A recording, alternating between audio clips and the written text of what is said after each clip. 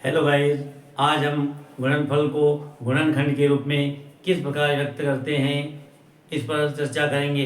इससे पहले यदि आपने आपके अपने चैनल पाटीदार ज्ञान को सब्सक्राइब नहीं किया तो चैनल को सब्सक्राइब करें तथा बेल आइकन प्रेस करें ताकि आने वाली नोटिफिकेशन आपको समय पर मिलती रहे तथा अच्छे आप सवाल और गणित ज्ञान को प्राप्त कर सकें। आइए शुरू करते हैं। आज गुणनखंडों को गुणनफल के रूप में किस प्रकार व्यक्त करते हैं। इसकी आवश्यकता इसलिए होती है कि इसके बाद हम एलसीएम को बड़ी आसानी से कर सकते हैं और एलसीएम को करने से पहले गुणनखंड को करना अति आवश्यक होता है। तो चलिए शुरू करते हैं। सबसे पहले 140 का गुणनखंड हमें निकालना है, अभाज्य गुणनखंड। तो 140 का अभाज्य गुणनखंड निकालने का जो तरीका है वह इस प्रकार होगा। और ये 2023 में कक्षा 10वीं में एक प्रश्न आया कि 140 को अभाज्य गुणनखंडों के गुणनफल के रूप में व्यक्त कीजिए। ऐसा प्रश्न कक्षा 10वीं में 2023 में पूछा गया है। तो सबसे पहले इसको शुरू करते हैं। सबसे पहले हमें देखना है लास्ट में अगर 0 है तो निश्चित रूप से वह 2 से विभाजित हो जाएगा। एक प्रकार से ये विभाजन ही है, बस अभाज्य गुणनखंड के रूप में इसको व्यक्त किया जाता है। बाकी जो भाग की रीति है उसी तरीके से इसको हल किया जाता है। सबसे पहले हम यहाँ 0 इसलिए 2 से विभाजित हो जाएगा। 2 के बारे में 1 नहीं आता है इसलिए इसके बदले में हम 0 लगाएंगे। तो सिस्टम से अब 2 संख्या एक साथ लेंगे, इन 2 के बारे में 14 हम आते हैं तो हम कितनी बार टेबल बोलेंगे 2 7 14। फिर ऊपर से ऐसे किसी शून्य को हम उतार लेंगे, फिर वापस इसको आगे बढ़ाएंगे। फिर पीछे 0 है तो निश्चित रूप से यह 2 से विभाजित होगा। ये 2 से वापस करेंगे, 2 3 6। इस 0 से हमें कोई मतलब नहीं होता है, ये गणित के रूल्स के हिसाब से हमने लगाया है। अब 2 3 6, यहाँ एक बचा है 2 3 6। इन दोनों का गुणा करने पर क्या रहा 2 3 6 और अपने पास ऊपर 7 थे अर्थात 7 में से 6 गया तो 1 बच रहा है, यानी 1 यहाँ पर इसको समझ ले तो ये 10 माने जाएंगे। इस प्रकार से 2 की टेबल को इतनी बार बोलेंगे कि 10 आ जाएंगे, 2 पंजे 10। इस प्रकार से हमें 35 प्राप्त होंगे।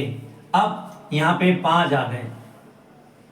अब यहाँ पे अगर 5 आते हैं तो 2 की टेबल में 2 एकम 2, लेकिन 2 7 14 अर्थात यहाँ अब भाग 2 से नहीं जाएगा, 3 से भी नहीं जाएगा, क्योंकि मैंने एक पहले वीडियो में बताया आपको कि इन सारी संख्याओं का योग अगर 3 से विभाजित है तो वह 3 से विभाजित हो जाएगा। यहाँ पे योग 8 ही हो रहा है जो 3 से विभाजित नहीं है, अतः 3 से भी नहीं जाएगा। अब 3 के बाद अभाज्य गुणनखंड के रूप, अभाज्य गुणनखंड का मतलब अभाज्य संख्या होती है उन्हीं को लिया जाता है।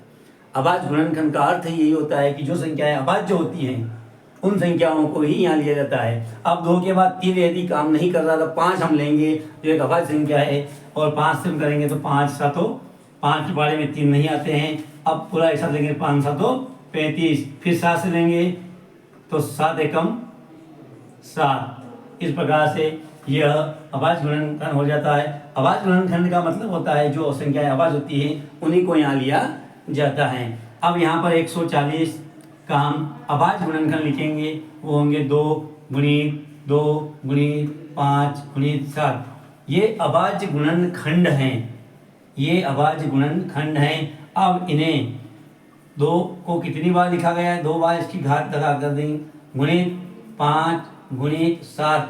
ये आपका अभाज्य गुणनखंड है, ये आपका अभाज्य गुणनखंड है। लेकिन यहाँ पूछा गया है गुणनफल, तो आपका जो ये प्राप्त हुआ है कि 2 कितनी बार है, 2 बार, तो 2 की घात 2, 5 गुणित 7। तो अब जो प्राप्त हुआ है ये आपका ये आपका गुणनफल कहलाएगा, ये आपका गुणनफल कहलाएगा। गुणनखंड के बाद उसे इस रूप में लिखना, घात के रूप में और जोड़े के रूप में, ये आपका गुणनफल कहलाता है। इस बात का हमें ध्यान रखना है। अब हम दूसरे सवाल को लेंगे तो ताकि आसानी से और अपन सरल ढंग से समझते जाएंगे। इन 4 सवालों से हम हमारा क्लियर हो जाएगा कि अभाज्य गुणनखंडों से गुणनफल किस प्रकार निकाले जाते हैं। अब हम दूसरे सवाल की तरफ बढ़ते हैं। अपना दूसरा सवाल है 156। इस 156 का अभाज्य गुणनखंड निकालेंगे। अभाज्य गुणनखंड का अर्थ ये होता है जो संख्याएं अभाज्य हैं उन्हीं संख्याओं को यहाँ लिखा जाता है। सबसे पहले हम 2 से शुरू करेंगे और 2 से चला जाएगा क्योंकि पीछे सम संख्या है। सम संख्या से सम संख्या, 2 एक अभाज्य संख्या भी है और पीछे 6 है जो कि 2 के बारे में आती है। यदि सम संख्या कोई भी है या लास्ट में तो वह 2 से विभाजित होती हैं। तो 2 से शुरू करेंगे, 2 के बारे में 1 नहीं आता है तो 0 लगाएंगे। अब 2 7 14 होता है, 1 बच रहा, उसके बाद 2 7 14 यानी 15 में से 14 अगर 1 बच रहा है तो ये एक आगे लिख देंगे, 16 हो जाएंगे। इस प्रकार से अब 2 8 16 हो जाएंगे। अब फिर इसको करेंगे, 2 पीछे सम संख्या इसलिए फिर 2 से जाएगा, 2 3 6 1 बचा, 2 9 18। अब इन दोनों को जोड़िए, 9 और 3 12 होते हैं जो 3 से विभाजित हैं। इसका अर्थ ये हुआ कि ये संख्या 3 से विभाजित होगी, अब 2 से नहीं होगी। तो 3 एकम 3 और 3 तरी 9। और 13 अपने आप में एक अभाज्य गुणनखंड है। 13 अपने आप में एक अभाज्य संख्या है, अतः 13 से ही इस संख्या को विभाजित करेंगे, अर्थात 13 एकम 13। अब इसे हल करेंगे तो 156 बराबर 2 गुणित 2 गुणित 3 गुणित 13, ये आपका अभाज्य गुणनखंड है। और जो परिणाम आएंगे 2 की घात 2 गुणित, यानी 2 कितनी बार है, 2 बार है तो 2 की घात 2 गुणित 3 गुणित 13, ये आपका है, ये आपका हो जाएगा गुणनफल। ये आपका हो जाएगा गुणनफल। इस प्रकार से इस सवाल को हम बड़ी आसानी से हल कर सकते हैं। अब नेक्स्ट सवाल है अपना, जो थोड़ा सा अलग हटकर है, थोड़ा कठिन भी है। इसके माध्यम से अगर हम समझेंगे तो सरल ढंग से अपन समझेंगे तो हमारे लिए सरल सवाल को और सरल किया जा सकता है।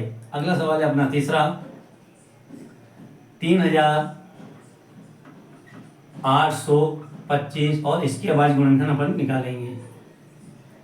इसका अभाज्य गुणनखंड अपन निकालेंगे। तो सबसे पहले हम शुरू करेंगे, देखो पीछे 5 है तो ये मान के चलिए 2 से विभाजित नहीं होगा।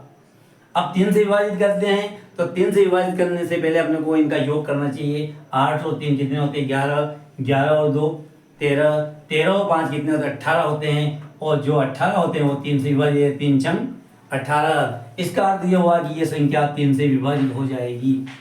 अब देखना है अपने को 3 एकम 3, 3 दूनी 6, 2 बच रहे हैं, 3 दूनी 6, 2 बच रहे हैं तो ये 22 हो जाएंगे।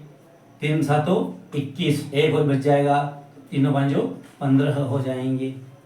अब देखिए आप, अब वापस 3 से लेंगे क्योंकि देखिए 2 और 3 और 7 10 5 15, टोटल योग 15 आ रहा है। जो 3 3 5 15 जो 5 से विभाजित हैं, तो हम देखेंगे ये भी 3 से जाएगा। 3 के बारे में नहीं आते तो 0, 3 चौक 12, 3 दूनी 6 और 3 5 15। अब अपन आगे हल करेंगे, फिर 3 से देखते हैं, इन दोनों का योग देखो 4 और 6 और 5 11 होते हैं जो 3 से विभाजित नहीं है 11। तो अब अपन 3 के बाद अभाज्य संख्या क्या आती है, हमें पता है 2 3 और उसके बाद 5 आती हैं, तो यहाँ 5 लिखेंगे। 5 के बारे में 4 नहीं आते तो 0 और 5 8 40 एक साथ हो जाएंगे। फिर 2 बचेंगे तो 5 5 25।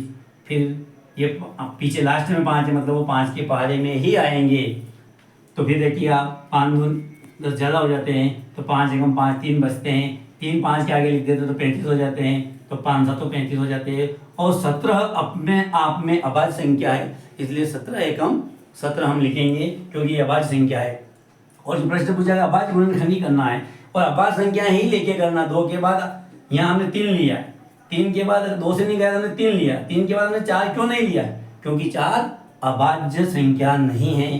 फिर 5 से करेंगे, 5 से नहीं जाएगा 7 से करेंगे, 7 से नहीं जाएगा तो 11 से करेंगे, 11 से नहीं तो 13 से करेंगे, 13 से भी नहीं जाएगा डायरेक्ट 17 से करेंगे और 17 एकम 17। इस प्रकार ये क्रम हम पकड़ेंगे। अब इसका वही 3825 बराबर 3 गुणित 3 गुणित 5 गुणित 5 गुणित 17, यानी 3 गुणा 3 गुणा 5 गुणा 5 गुणा 17 बराबर इन दोनों का 3 की घात 2 गुणा 5 की घात 2 गुणा 17, ये आपका हो जाएगा गुणनफल। ये आपका गुणनफल कहलाएगा। इस प्रकार हम 5005 को समझेंगे। एक लास्ट सवाल है ताकि अपना क्लियर हो जाएगा आंसर सब कि किस प्रकार से इन अभाज्य गुणनखंडों को गुणनफल के रूप में लिखा जाता है। हमारा लास्ट सवाल है जिसे हम करेंगे। हमारा लास्ट सवाल है, चौथे नंबर का सवाल है 5005। 5005 इसे अभाज्य गुणनखंड के रूप में व्यक्त करना है। देखिए लास्ट में 5 है, इन दोनों सबको जोड़ेंगे तो 10 आ रहे हैं जो 3 2 से विभाजित 3 से विभाजित नहीं है। सबसे पहले हम 2 को लेंगे, 2 के बाद 3 लेंगे तो 3 से भी नहीं जाएगा, तो हम 5 से लेंगे। 5 एकम 5, 0 का 0 0 0 0 0, फिर 5 एकम 5, फिर हम 5 से लेंगे तो नहीं जाएगा, फिर हम 5 से भी नहीं जाएगा, 5 दूनी 10, नहीं जा रहा है। 5 के बाद 7 से लेंगे तो देखो 7 एकम 7, 3 बचे, 7 के 7 छोटे 2 बचे, तो हम 7 से जाएगा अभी ये। तो देखिए 7 में एक नहीं आता 0, अब 7 का पूरा लेंगे तो 7 एकम 7, 3 बच रहे हैं, पूरा 10 को ले रहे हैं तो यहाँ 3 आके 0 लगा देंगे, 0 7 चौक 28, 2 बच रहे हैं, ये 2 यहाँ लिख देंगे, 21 हो जाएंगे, 7 तिया 21। अब अगला लेंगे हम फिर 7 से तो नहीं जाएगा क्योंकि 143 है। 7 के बाद हम लेंगे 11, जो अभाज्य संख्या है उन्हीं को लेना है।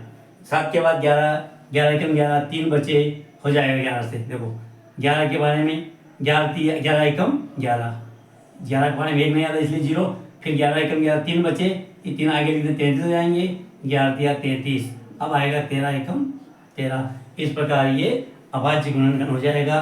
और अब इसका अभाज्य गुणनफल निकालेंगे तो 5005 का 5 गुणित 7 गुणित 11 गुणित 13, ये अभाज्य गुणनखंड ही अभाज्य गुणनफल है, क्योंकि इसमें कोई भी डबल संख्या नहीं है जिसे घात के रूप में लिखा जा सकता है, अतः यह संख्या स्वयं ही अब गुणनफल है। इस प्रकार इसे हल किया जा सकता है और ये सीखने के बाद आप एलसीएम को बड़ी ही आसानी से कर सकते हैं।